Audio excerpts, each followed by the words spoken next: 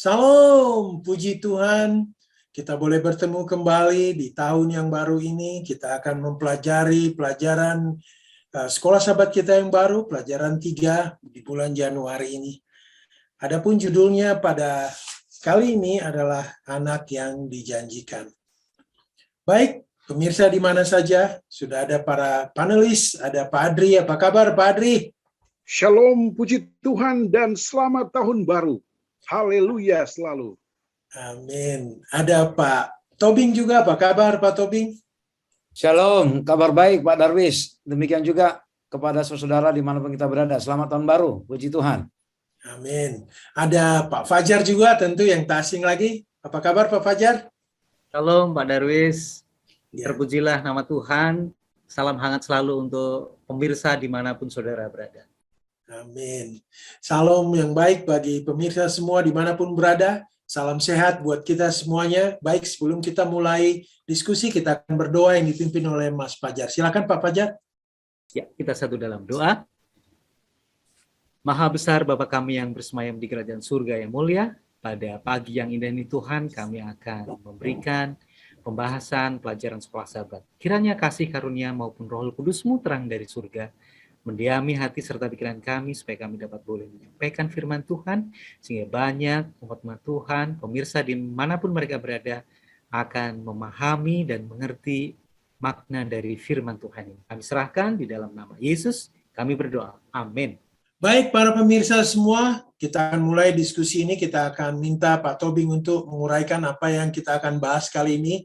Silakan Pak Tobing. Baik, terima kasih Pak Darwis. Pemirsa ini berkati Tuhan dimanapun kita berada. Pelajaran kita minggu ini adalah salah satu konsep teologia yang paling mendasar dan mungkin masih banyak yang belum bisa terima mengenai konsep ini, yaitu anak yang dijanjikan. Ya, jadi kalau kita baca di ayat hafalan ya, maka pada akhir zaman ini ia telah berbicara kepada kita dengan perantaraan anaknya yang telah ia tetapkan sebagai yang berhak menerima segala yang ada. Oleh Dia, Allah telah menjadikan alam semesta. Ia adalah cahaya kemuliaan Allah dan gambar wujud Allah. Jadi Pak Darwis, ini adalah boleh dikatakan doktrin atau teologia yang tidak mudah diterima oleh banyak orang. Muncul banyak pertanyaan di sini, mengapa Allah berbicara mengenai bahwa Dia punya anak? Ya, lalu siapa anaknya itu? Seperti apa kapasitasnya? Jadi kalau kita lihat di dalam ayat hafalan ini, sebenarnya inilah mewakili pelajaran kita semua. Bahwa Allah menjadikan alam semesta ini melalui Dia. Siapa Dia? Tadi anaknya itu. Dan Dia adalah sekaligus cahaya kemuliaan Allah. Dan kalau mau tahu Allah, wujudnya Allah seperti apa, Ia melalui anaknya itu. Nah ini sebenarnya. Nah jadi ini tidak mudah Pak Darwis diterima oleh banyak orang. Ya, akan banyak pertanyaan konsep teologi datang dari sini. Apakah memang Allah beranak atau punya anak? Nah, nanti di hari tertentu akan dijelaskan ya oleh para panelis. Lalu yang menarik lagi bahwa ketika Allah selesai menciptakan langit dan bumi ini, lalu ternyata Adam dan Hawa berdosa Pak Darwis. Ya, Adam dan Hawa berdosa. Pada saat mereka berdosa, Allah segera ya langsung menjanjikan bahwa nanti akan ada sebuah benih atau seorang anak yang akan membebaskan. Lalu Adam dan Hawa berpikir mungkin bahwa pada saat itu pembebasan itu akan langsung segera digenapi Pak Darwis. Ya, ternyata tunggu punya tunggu, bukan. Ya, lalu masuk kepada Abraham, Allah juga berjanji bahwa melalui benih Abraham nanti akan datang pelepas itu, penyelamat itu. Ternyata tidak langsung Pak Darwis. Terus lagi sampai ke Daud. Ternyata juga tidak langsung. Tapi ternyata memang di sejarah membuktikan, ditarik garis keturunan, memang dari mereka-mereka inilah garis keturunan datangnya penebus itu. Putra penebus itu yaitu siapa? Anak Allah sendiri. Ya, nah pertanyaan nanti mengapa disebut anak Allah? Ya, apakah Allah beranak? Nah, ini nanti mungkin ya. Lalu siapa anak Allah? Anak Allah itu ya, apakah dia sama derajatnya dengan Allah? Itulah nanti yang akan kita pelajari, Pak Darwis. Ya, anak yang dijanjikan itu apakah sama seperti kita, ya, sama seperti kita manusia, atau anak ini memang istimewa, ya, punya kapasitas lain. Itu nanti yang akan dijelaskan oleh para panelis dalam 1 minggu ini, Pak Darwis. Baik, Pak Tobing. Saya mau beralih ke Pak Adri Kaunang dulu. Ini Pak Adri, di hari-hari terakhir ini apa maksudnya ini, Pak Adri? Mohon dijelaskan, Pak Adri. Oke, shalom para pemirsa dimanapun saudara berada. Saya selalu mengatakan selamat tahun baru kepada kita semua. Dan tentunya memiliki hati dan pikiran yang baru. Sahabat-sahabat dimanapun saudara berada, yang sementara dirancang oleh Rasul Paulus adalah mengandung arti. Ya, pemikirannya sangat luas, ya. Cara berpikirnya sangat profesional sehingga banyak orang yang tidak memahami. Tetapi sedikit saja, ya. Karena tentunya konten isi dari pelajaran yang diberikan kesempatan oleh hamba Tuhan Pak Darwis adalah memang berasal dari beberapa referensi firman Allah. Itulah sebabnya mari kita menginjil dan mempelajari firman Allah. Saya coba melihat dari beberapa cara pandang dari para nabi, ya. Nabi Daniel mengatakan bahwa akhir zaman, oke? Saya tidak uraikan lebih jauh. Nabi Yeremia mengatakan akhir zaman atau hari-hari terakhir. Dan secara kontekstual, Rasul Paulus mengatakan juga bahwa pada zaman akhir. Ini menggambarkan bahwa pengertian dari pelajaran ini sangat mudah dimengerti. Mengapa? Karena didukung oleh 2 ayat yang besar. Ya, pertama Ulangan 29 ayat 29. Itulah yang disebut dengan misteri Trinitas. Saya dan saudara berdoa saja kepada Tuhan, percaya dengan iman seperti dalam buku Ibrani pasal 11, bahwa Trinitas ini adalah sangat paten sesuai dengan Kejadian pasal 2. Kata kita, ya. Oke, saya tidak bahas lebih lanjut. Tetapi uraian dari beberapa nabi dan rasul tadi menggambarkan bahwa ada satu saat di mana dikatakan bahwa raja yang kita belajar itu adalah Yesus Kristus. Yang kedua, Yesus Kristus adalah merupakan konsep Trinitas yang akan mengalahkan pasukan iblis pada satu waktu. Dan itu dibuktikan di dalam beberapa ayat, ya. Dalam 1 Tesalonika 4 ayat 15, Galati 6 ayat 15, dan juga Matius 12 ayat 28 sampai 30, antara lain. Dia berjanji bahwa dia akan menegakkan kerajaan terakhirnya. Yang berikut, dia meresmikan kerajaan itu dengan membebaskan kita dari kuasa iblis. Dan poin yang mudah dimengerti adalah dia akan selesaikan pada kedatangan yang kedua kali. Satu ajakan bagi saya dan saudara terhadap topik yang ditanyakan adalah, maukah saudara mempelajari buku Ibrani? Ya, karena di dalam buku Ibrani ini Rasul Paulus selalu memberikan wejangan untuk mempersiapkan diri kita. Ya, ada satu ayat yang luar biasa dalam buku Ibrani 10 ayat 25, jangan menjauhkan dari tempat-tempat apa? Ibadah. Mengapa? Karena di dalam ataupun di tempat itu kita dipoles untuk mempelajari kata firmanen atau kata firman. Sehingga persiapan di hari-hari terakhir tidak ada masalah bagi saya dan saudari, para pemirsa dimanapun sudah berada. Karena apa? Ayat-ayat yang berhubungan ini sangat mendukung. Bila mana apa? Kita mau mempelajari tentang misteri Trinitas ini yang begitu jelas di dalam beberapa pemahaman ayat-ayat yang tertera, yang saya sudah sebutkan beberapa ayat tadi. Itu Pak Darwis, shalom Pak Darwis. Ya, Pak Adri, ya, ini jangan berpikiran aja, Pak Adri. Ini janji Allah begitu banyak, ya. Dan banyak sudah terpenuhi, Pak. Apa yang kita buat, Pak, agar kita boleh percaya pada janji Allah yang belum terwujud sampai saat ini? Apa yang harus kita buat, Pak? Silakan, Oke. Pak. Pak Darwis, memang secara umum, masyarakat yang menantikan Yesus percaya kepada Yohanes 3 ayat yang ke-17. Oke? Karena didasarkan kepada Yohanes 3:16. Mengapa? Sekarang Rasul Paulus memberitahukan kepada kita, dia punya kinerja solusi. Adalah otomatis kita percaya dengan iman kepada Yesus Kristus berulang-ulang dengan catatan mempelajari buku Ibrani secara saksama. Mengapa? Karena buku Ibrani ini didasarkan kepada pemikiran yang jelas. Mengapa kegagalan saya sebut dengan generasi padang gurun, ya? Generasi padang gurun itu adalah Israel. Ini agak panjang sedikit. Mengapa mereka gagal? Karena endingnya, akhirnya iman mereka goyah dan memalingkan kepada apa? Hal-hal yang tidak berhubungan dengan Allah yang kita sembah, termasuk saya dan saudara. Jadi generasi saat ini, saya sebut generasi milenia ataupun generasi XY, mari kita percaya kepada Allah dengan menggali, mempelajari buku Ibrani berulang-ulang, sehingga iman kita tidak goyah dan berpusat kepada kata Trinitas, Allah Bapa, Allah Anak, dan Holy Spirit atau Roh Kudus. Itu Pak Darwis yang bisa saya sampaikan secara sederhana. Ya. Baik Pak Adri, saya mau ke Pak Fajar dulu ini. Pak Fajar, ini judulnya Allah telah berbicara kepada kita oleh anaknya. Mungkin Pak Fajar bisa uraikan ini lebih jauh, Pak. Silakan, Pak. Iya, Pak Darwis. Jadi Allah itu sebetulnya sudah cukup lama berbicara kepada umat Dia, baik pada perjanjian lama gitu ya. Dan di dalam perjanjian lama biasanya Tuhan yang Allah yang disembah itu dia berbicara melalui nabi-nabinya. Jadi apa yang menjadi konsep pemikiran daripada Tuhan itu dijelaskan oleh para nabi-nabinya. Nah sekarang Allah itu berbicara melalui anaknya.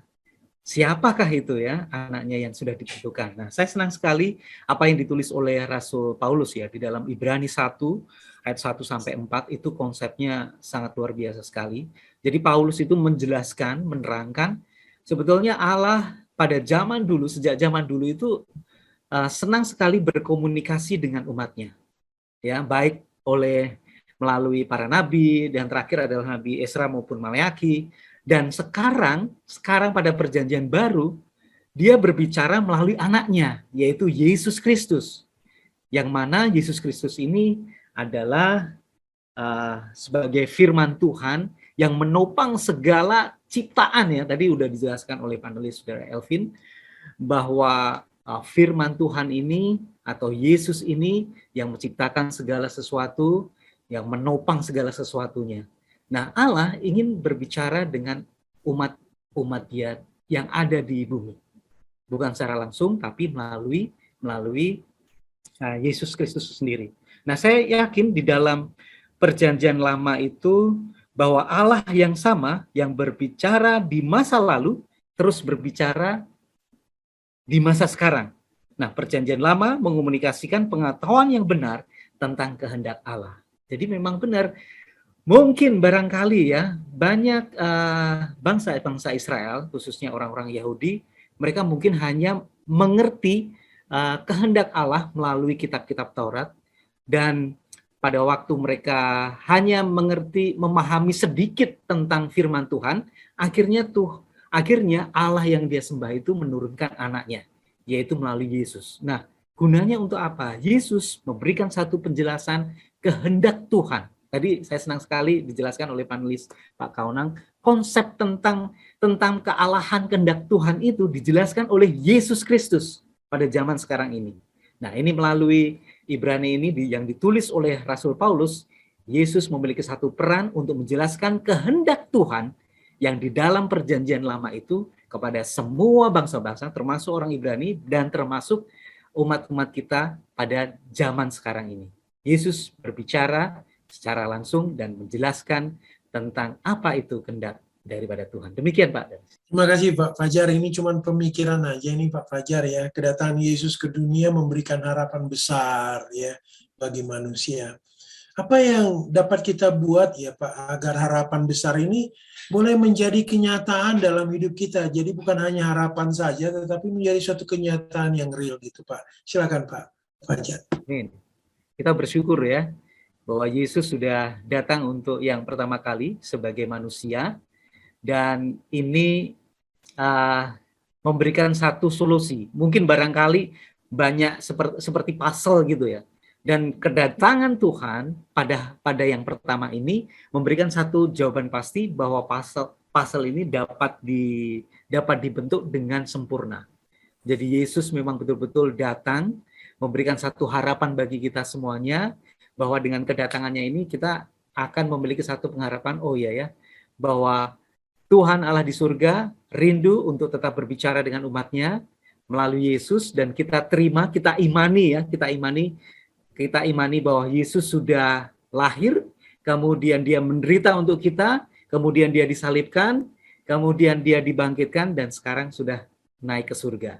Dia sedang menyiapkan satu tempat bagi kita. Nah, ini merupakan satu harapan yang betul-betul yang dinantikan oleh seluruh umat manusia, dan dia menjanjikan akan datang kembali. Nah, bagaimana, apa yang mesti harus kita buat supaya itu menjadi satu kenyataan? Kalau memang itu menjadi kenyataan, tentunya kita tetap berfokus kepada pengharapan ini. Jangan sampai lengah, jangan sampai kita itu pudar harapan kita. Jangan sampai iman kita itu semakin pudar karena kita menunggu kedatangan, kok tidak datang-datang ya. Tuhan Yesus yang kita sembah, tetap kita berpaut kepada Dia, sehingga harapannya itu masih tetap di dalam hati kita. Kita tetap berharap bahwa Dia akan menjemput, akan membawa kita di kerajaan surga nanti. Demikian Pak. Baik, Pak Fajar, saya mau kembali ke Pak Tobing ini. Pak Tobing, ia adalah cahaya kemuliaan Allah. Nah, ini tolong diterangkan ini Pak Tobing. Baik, terima kasih Pak Darwis. Jadi inti pelajaran kita satu minggu ini ya, itu ada di Ibrani 1 ayat 2 sampai 4 ya. Jadi itu kan bicara bahwa sama seperti di ayat hafalan tadi dikatakan ia adalah cahaya kemuliaan Allah. Jadi Pak Darwis, kalau kita perhatikan di beberapa tulisan di Perjanjian Lama, di Keluaran 24 ayat 16-17, di Mazmur 4 ayat 7, Mazmur 36 ayat 10 dan seterusnya, di beberapa kisah terutama ketika orang Israel berada di padang gurun, kehadiran Allah itu diwarnai dengan cahaya Pak Darwis. Jadi kalau judul kita Ia itu tadi anak Allah, yaitu Yesus itu adalah cahaya kemuliaan Allah. Artinya Yesus itu ya kalau disebut sebagai cahaya berarti Yesus melambangkan kehadiran Allah. Ya, Yesus melambangkan kehadiran Allah. Itu pelajaran pertama. Lalu kalau kita lihat lagi dikatakan bahwa Ia adalah gambar wujud Allah, ya. Gambar wujud Allah. Artinya kehadiran Yesus itu menggambarkan kehadiran Allah, dan wujud Allah itu ia seperti Yesus itu. Nah, sekarang wujud seperti Yesus dalam arti apakah fisiknya yang mau kita lihat? Tentu ketika Yesus datang ke dunia, yang kita lihat wujud Allah adalah tabiat dan tindakan-tindakan Yesus itulah wujud Allah Pak Darwis, yaitu kasih. Lalu kemudian yang menarik lagi sebenarnya di ayat 4 Pak Darwis ya, di ayat 3 akhir dikatakan setelah ia selesai mengadakan penyucian dosa, ia duduk di sebelah kanan yang maha besar, di tempat yang maha tinggi. Ini adalah satu konsep teologia yang harus kita pahami, bahwa dikatakan setelah ia selesai melakukan penyucian dosa, artinya dialah imam besar itu Pak Darwis. Setelah selesai dia menjalankan tugas sebagai imam, ia duduk di sebelah kanan takhta Allah. Pertanyaan, adakah yang boleh bertakhta sama seperti Allah Bapa kalau dia bukanlah Allah? Nah, ini mempertegas bahwa memang dia adalah firman yang telah menjadi manusia, tetapi dia dulunya dan setelah kembali pun dari dunia, dia adalah oknum kealahan yang setingkat dengan Allah, yang punya takhta sama tingginya dengan Allah. Artinya, anak Allah di sini, cahaya kemuliaan Allah ini benar-benar adalah Allah. Sama seperti kalau kita lihat matahari dengan cahaya.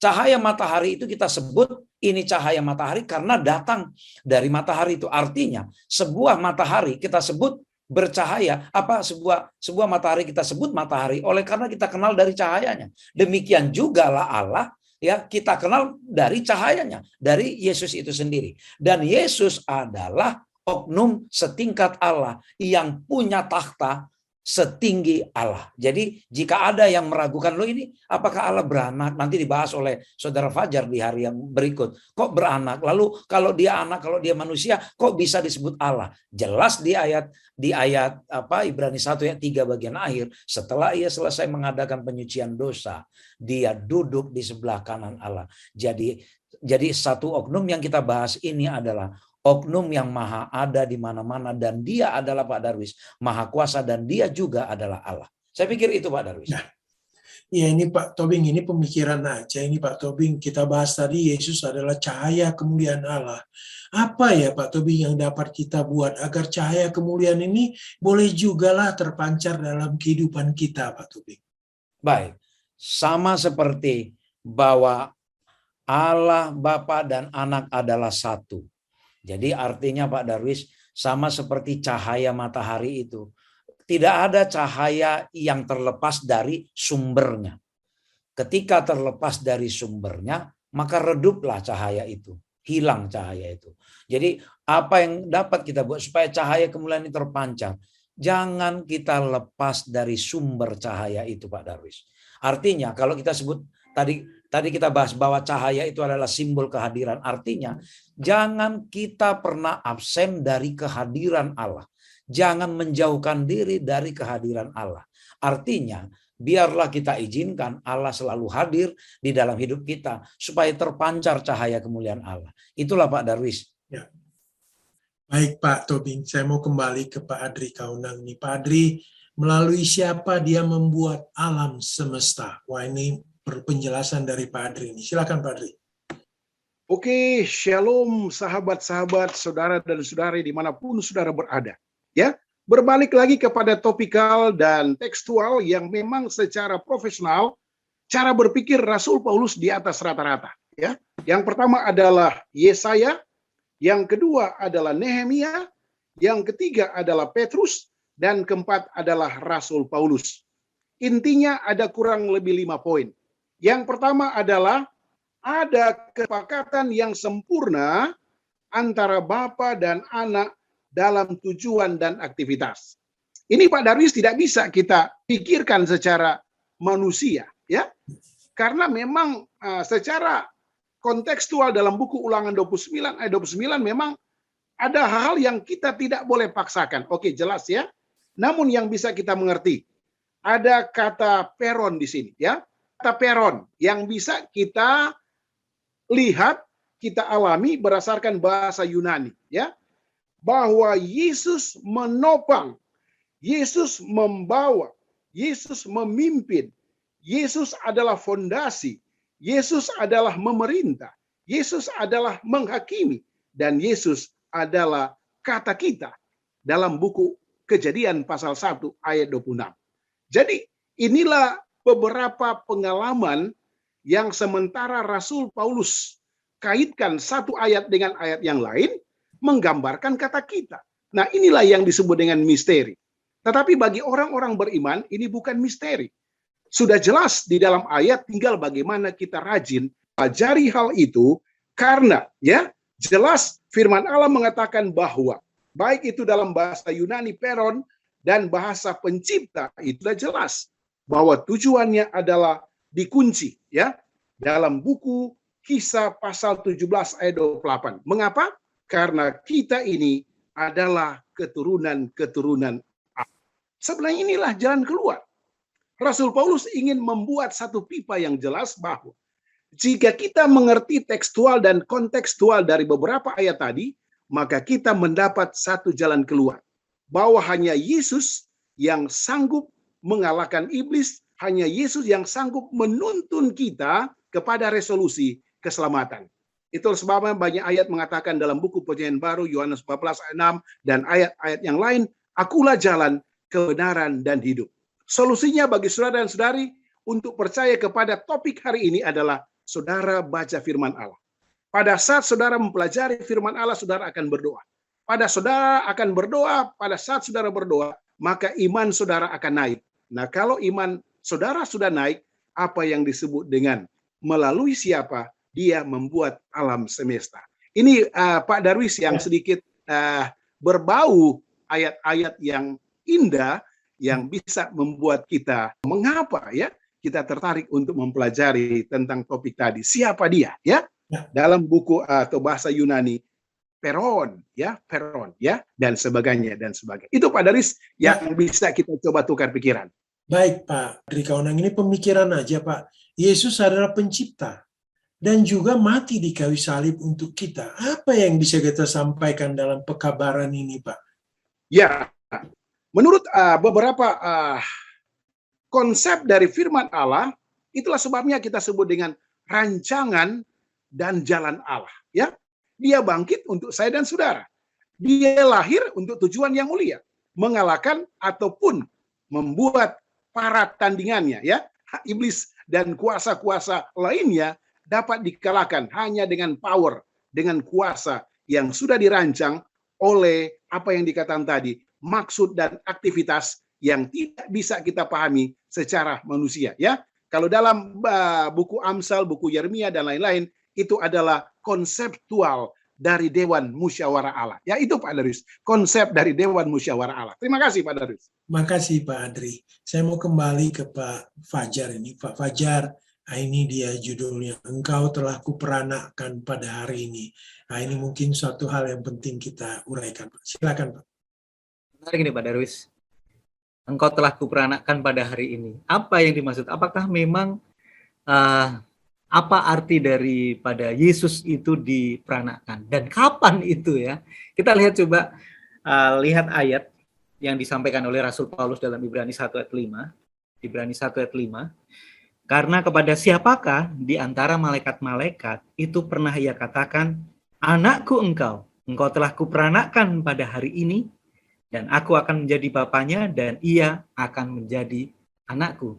Sebetulnya ini ayat ini mengacu kepada Mazmur ayat 1 pasal 1 ayat yang ke-7 yang ditulis oleh Raja Daud ya, Mazmur 1 ayat yang 7. Aku mau menceritakan tentang ketetapan Tuhan. Ia berkata kepadaku, anakku engkau telah kuperanakkan pada hari ini. Apa yang dimaksud dengan sudah kuperanakkan pada hari ini?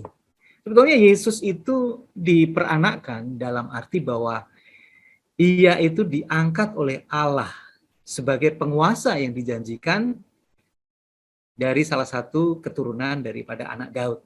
Ya, artinya bahwa dia dipilih, dia ditempatkan, dia didudukkan, dia diangkat sebagai penguasa yang dijanjikan oleh Tuhan kepada salah satu keturunan dari Raja Daud.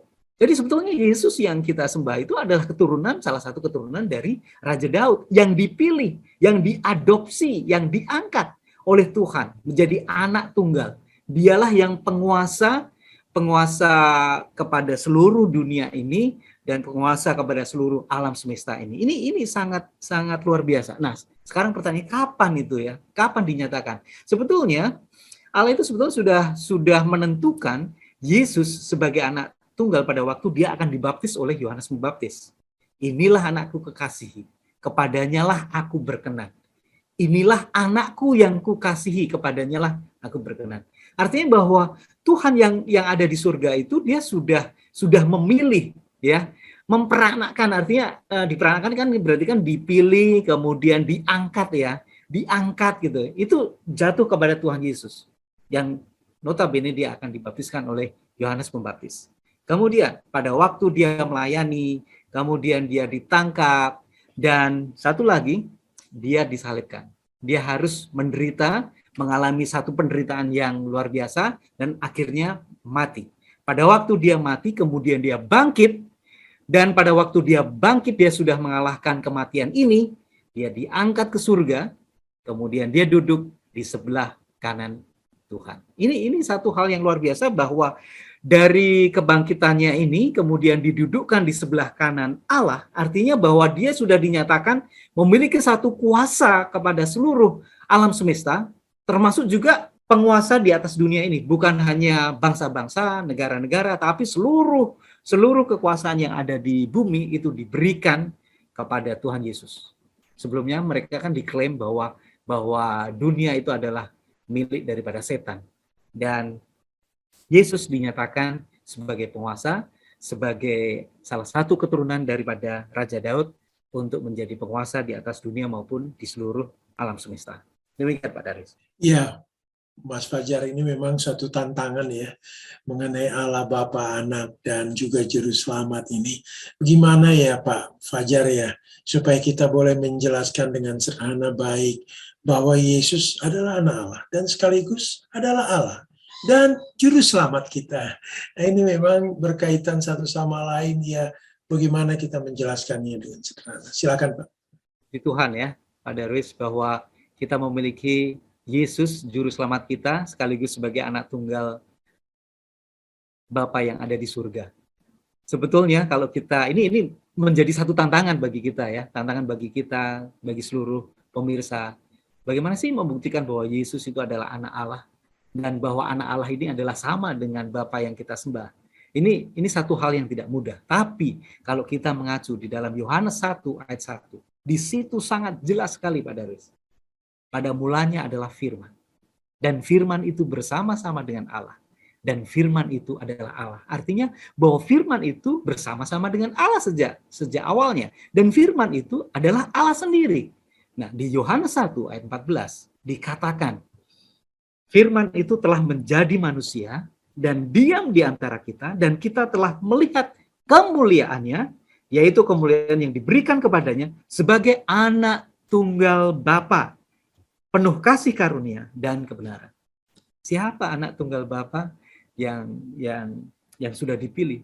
Lain dan tidak bukan adalah Yesus sendiri. Artinya bahwa firman Tuhan itu adalah Yesus. Artinya kalau firman itu sama dengan Allah dan firman itu sama dengan Yesus, berarti Yesus itu adalah Allah.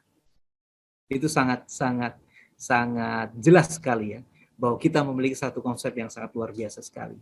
Jadi kalau kita sudah bisa menjelaskan melalui ayat Yohanes 1 ayat 1 sampai ayat yang ketiga, bahkan ayat yang ke-14, di situ dijelaskan bahwa Yesus yang kita sembah itu adalah Allah Bapa kita yang ada di surga. Dia sama di awal dan yang akhir. Dia adalah sama.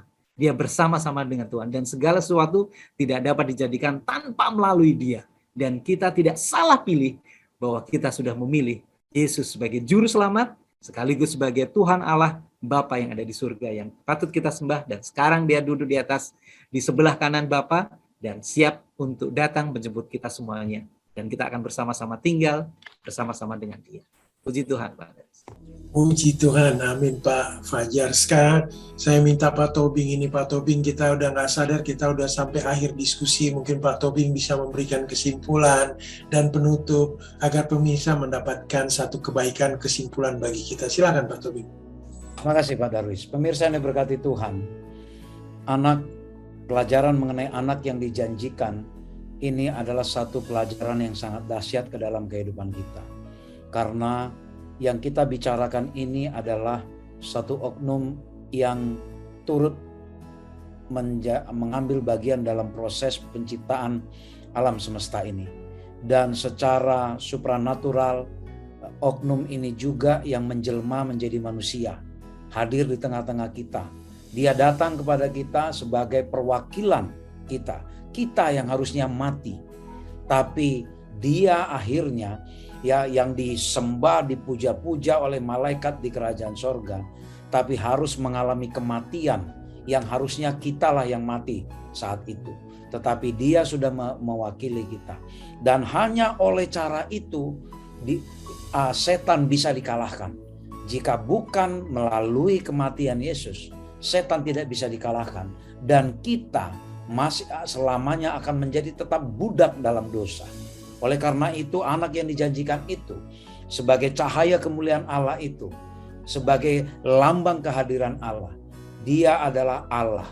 Dan kita berharap cahaya Allah yang diberikan kepada anaknya itu, satu waktu cahaya itu juga akan turun di atas kita, di mana kita hadir bersama-sama dengan Allah Bapa, Anak, dan Rohul Kudus di kerajaan sorga yang dijanjikan nanti. Dan tentu Allah pun tidak mau hanya kita yang berada di sorga. Allah mau kita pun mengabarkan ya cahaya kemuliaan Allah ini kepada banyak orang lagi, agar semakin banyak orang lagi yang menerima cahaya kemuliaan Allah ini sebagai anak yang dijanjikan Allah itu. Biarlah kita turut ambil bagian ya di dalam pekerjaan suci yang anak yang dijanjikan itu sudah lakukan kepada kita. Kiranya Tuhan memberkati kita kiranya cahaya kemuliaan Allah menjadi bagian kita dalam hidup kita ini. Amin. Amin. Terima kasih Pak Tobing, terima kasih Pak Fajar, Pak Adri Kaunang yang sudah memberikan kontribusinya dalam diskusi ini. Kita berharap pemirsa mendapatkan inspirasi baru, sehingga ini boleh menguatkan kita untuk tetap berjalan pada jalan Tuhan. Baiklah, kita akan tutup diskusi ini, kita akan berdoa yang dipimpin oleh Pak Adri Kaunang. Silakan Pak Adri. Baiklah, kita satu di dalam doa. Ya Allah Bapa kami yang ada di dalam kerajaan surga, terima kasih Tuhan, tujuan dan aktivitas Trinitas kata kita dalam buku Kejadian dapat dimengerti saat ini karena Allah selalu menuntun kehidupan kami dengan kuasa Roh Kudus. Kiranya pemahaman penafsiran ayat-ayat yang kita sudah berikan saat ini akan menjadi berkat bekal keselamatan kepada para pemirsa dimanapun mereka berada, sehingga mereka menjadi satu, menjadi saudara, dan Yesus adalah sumber ya penyelamat bagi kami semua. Terima kasih Tuhan, terpujilah namamu. Dalam nama Yesus Kristus kami sudah berdoa. Amin. Amin. Dan sekali lagi terima kasih para panelis, tentu terima kasih juga pada Pak Simon Gumanti yang setia merekam dan mendistribusikan rekam ini. Kepada para pemirsa, kami mohon kiranya boleh membagikan rekaman ini kepada siapa saja, sehingga berkat yang sama boleh kita terima. Sekian diskusi kita, Salam. Halo. Shalom. Puji Tuhan.